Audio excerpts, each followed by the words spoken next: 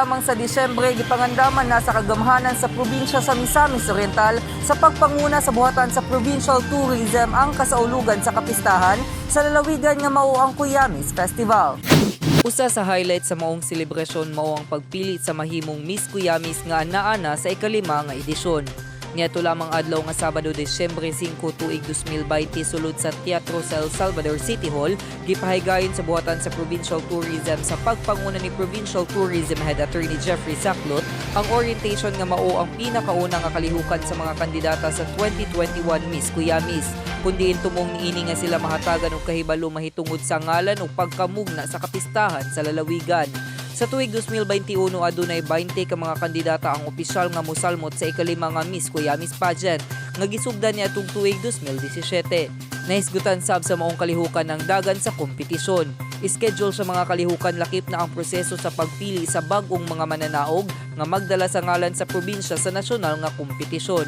Matud ni Attorney Jeffrey Saclot nga gawa sa makuhang premyo sa mga mananaog, ang pinakanindot nga premyo nga makuha sa mga kandidata mao ang pagdala sa ngalan sa probinsya sa nasyonal nga kompetisyon.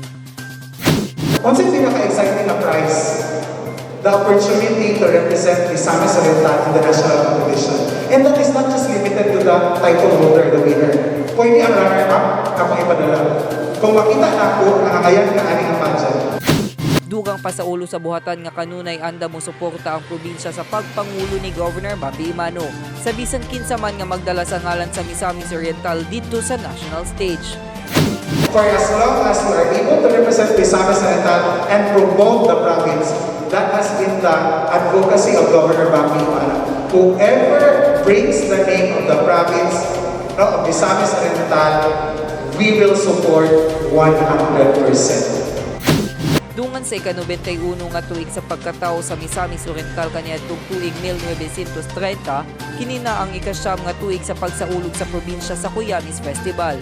Human kini opisyal nga gitanyag ni Governor Bambi Imano nga kapistahan sa probinsya niadtong tuig 2013. Ang coronation night masaksihan live pinaagi sa Explore Miss or Facebook page sa alas 3 ang takna sa kahaponon sa adlaw nga Huwebes, Enero 7, 2021.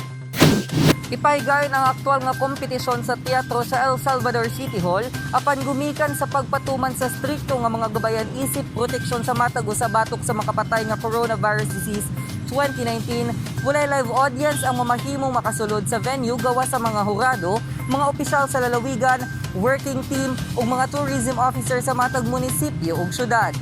Ako si Ray Marcimania alang sa limpyo ug matarong nga panggobyerno, padayon Pilipino.